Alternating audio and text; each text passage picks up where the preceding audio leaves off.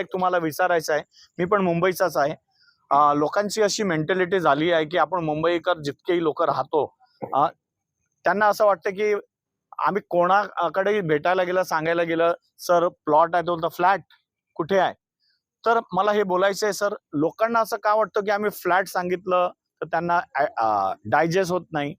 तुम्हाला काय वाटतं की मुंबईकर खरोखरच प्लॉट घेणार आणि ह्या परिसरमध्ये घर बांधणार? ऍक्च्युली कसं आहे, प्रत्येकाचं वाटतं की प्लॉट म्हटलं की सेकंड होम म्हणून कॉन्सेप्ट आहे डोक्यामध्ये. ओके, त्यांना असं वाटतं का नाही यार, आपलं सेकंड होम घेतोय आपण.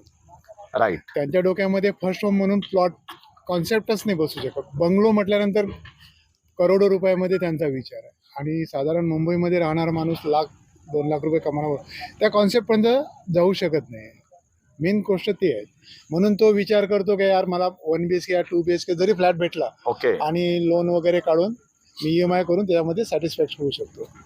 पण हे कॉन्सेप्ट जर त्यांच्या डोक्यामध्ये त्यांच्यापर्यंत पोहोचत नाही, मेन गोष्ट म्हणजे ते त्यांच्यापर्यंत पोहोचत नाही का नाही यार आपण प्लॉट घेतला तर आपण पण याच्यामध्ये.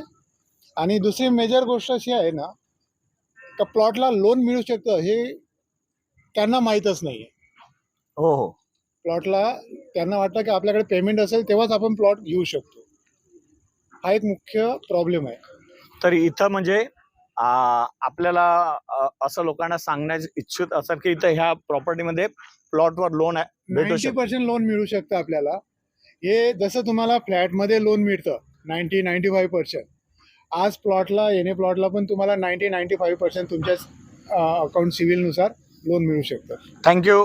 ये मेरी इन लोगों से बातचीत हुई, तो आप लोग देख सकते हैं हमारे चैनल पर जाकर के रियासत में प्लॉट पर भी लोन हो सकता है।